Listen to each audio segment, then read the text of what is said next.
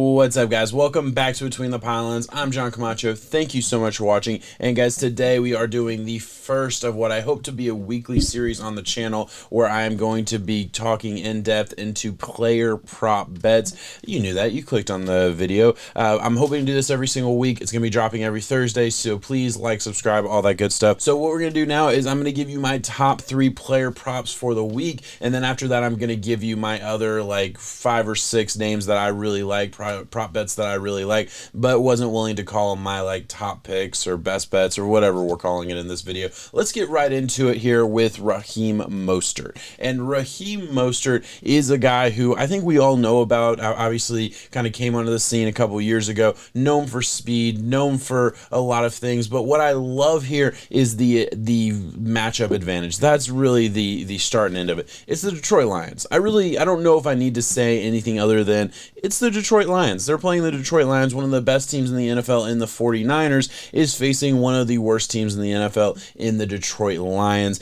And yeah, I think it's going to be a bloodbath a little bit for the Detroit Lions. I think this is going to be a kind of one-sided affair, and yeah, I'm expecting Raheem Mostert to be a big part of that offense. He's healthy. This is very, very game script positive for Raheem Mostert, and I think at the end of the day, you're looking at a bet here that just is too reasonable. 71 points. Yeah, he's done that consistently. And look, let me say, this is going to be one of the hardest weeks. I'll say the second hardest week to do props. The next week is going to be the hardest because you're working on 1 week's worth of information, and it can just get so screwy at the beginning of the season in the NFL. But this is the second hardest week because we're basing everything on what we think we know. I think the 49ers are going to be a really good football team with a really improved offensive line, and I think the Detroit Lions are going to be a really bad football team with a not very good offensive line. The statistics from PFF do show that, and I think that is a lie. It wouldn't surprise me a bit if he got that in halftime. I really believe that. And with that being said, let's move right along to the second prop bet that I absolutely love this week. It's a running back, but it's receiving this time. That's right, Antonio Gibson over 15 receiving yards, 14 and a half, so he needs to hit 15 to win this bet. I think it's a slam dunk. I really do. And there's a lot of things that go into this, but first let's just talk about Antonio Gibson, the player. Last year came onto the scene, was a big part of that offense, but was used as, kind of sparingly for the most part. And I think this is the year where the training wheels come off and he will be getting the vast majority of the touches. We saw what CMC did with Ron Rivera in Carolina, and I think that is what we have here with Antonio Gibson. And the other aspect of this that I really, really like, the other aspect that makes me think, oh, this could be very, very exciting, is the fact that Ryan Fitzpatrick's going to be throwing the ball in Washington. I believe he targeted the running back 54 times in just 7 starts last year. Now, granted, that does add in a couple games where he did come in late to replace Tua to help the Dolphins, win a game that they probably wouldn't have won otherwise. So that happened, I believe, twice. So that does factor into that total stat. But still, half the season you threw to your running back 54 times. I think that just bodes well for the Washington football team and for this prop bet. Man, he could hit this in the first quarter. He could hit this in the second quarter. It's a game neutral script, so I think there's just an equal amount of chance as Washington being down late as they are being up. And even if they are up, I think he could easily hit this at any point during the game. It just is not an outlier number for me at all. 15 points, 15 yards being very, very attainable. I don't need a positive game script. I don't need any of those other things to feel more confident about this bet. I feel incredibly confident, and I'm telling you, that is going to hit this weekend. And with this last player prop that I have for you today, or at least the last one that I consider a best bet, I'm giving you a guy that I saw this line, and it just doesn't make any sense to me. I think this line is just too far off for a guy that is on the downward trajectory in his career, and it's Adam Thielen. It's Adam Thielen. It is 59.5 receiving yards. That is more than the line makers made it for a lot of top wide receivers in the game.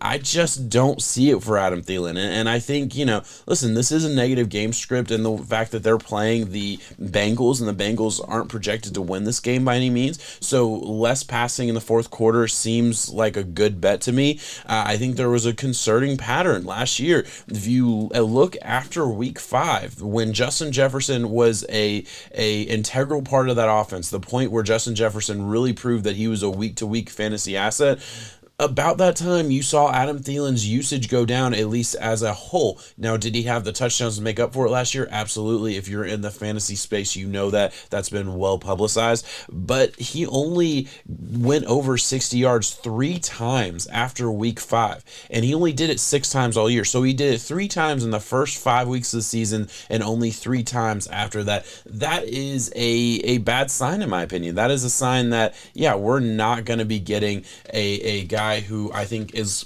going to be consistently hitting that 60-yard mark on a week-to-week basis. So for this line to be at 60, I just think that's a little bit too high. I think that's wrong. I think the odds makers messed up. And then the last thing that I definitely think about when I look at these kind of bets, I think you have to take in all factors into account, is injury, right? And when you are looking at the over, you certainly look to see if there are injury concerns that would, make you sway you away from the over bet, right? Well, when you look at the under, I think it is fair to point out that on an under bet that I already like, add in the fact that he had a groin injury earlier this week, and that groin injury doesn't look to affect him on game day and probably won't affect his targets or his receptions in any way. Realistically, that probably won't be an issue at all, but it does add the percentage chance, the 1, 2, 3% chance more that he could retweak it, that he could miss some time during the game because of that injury. And I'm certainly not rooting for that,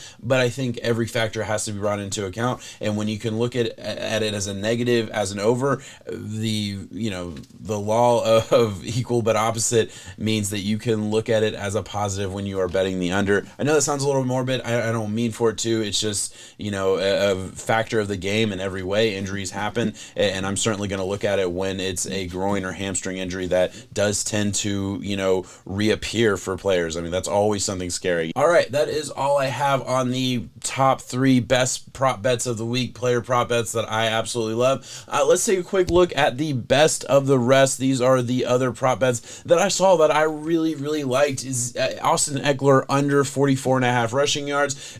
This is a bet that I really liked, regardless of the fact that he did have a hamstring tweak on Wednesday. I don't think that's going to keep him out of the game, and not a big factor into saying this is an under. The reason I think it's an under is a gut feeling that I think this will be a little bit more of a running back by committee than maybe the team has let on as at this point. And I also think Eckler is going to go back into being utilized in the pass game maybe a little bit more than he is between the tackles. That's just a personal gut feeling of mine. So yeah, I'm gonna take my shot there, and I will be betting that. And then Phillip Lindsay, another running back. I went running back heavy this week, I'm not gonna lie.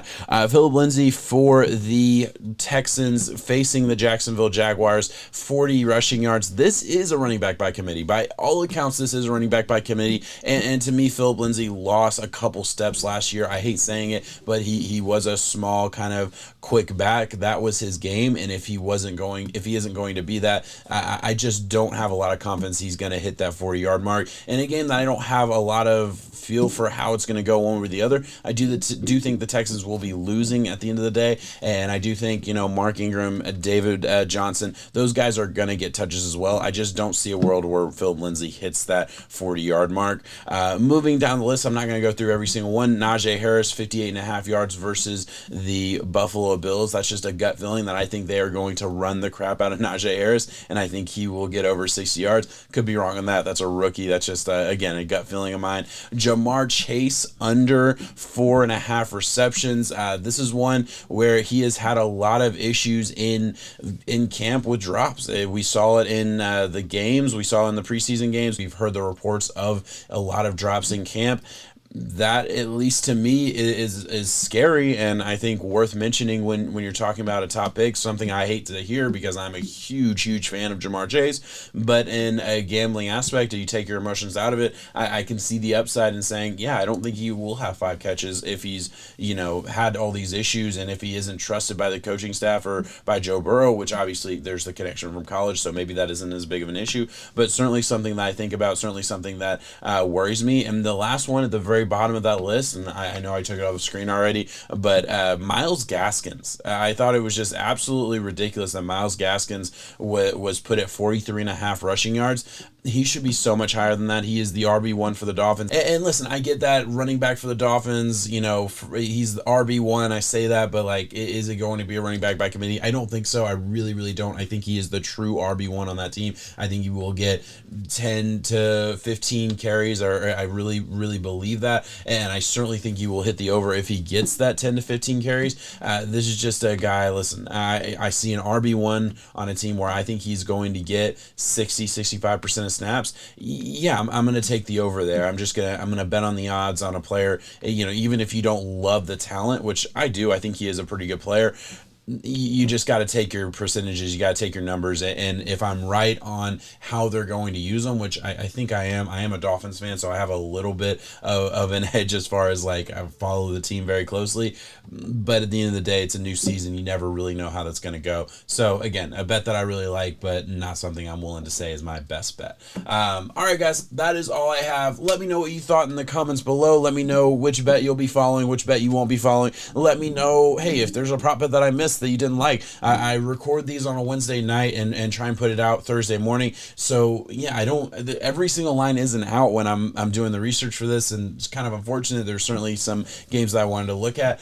Week 1 is weird, man. Week 1, I tried to stay away as much as I could from games I didn't have a good feel for, and there were a lot of them. I think, once we get into week 4, week 5, week 6, I'm going to be in my stride. At least I certainly was last year, and I was winning a lot of money with prop bets last year. I'm hoping to do that the same, and I'm hoping to win you guys some money too.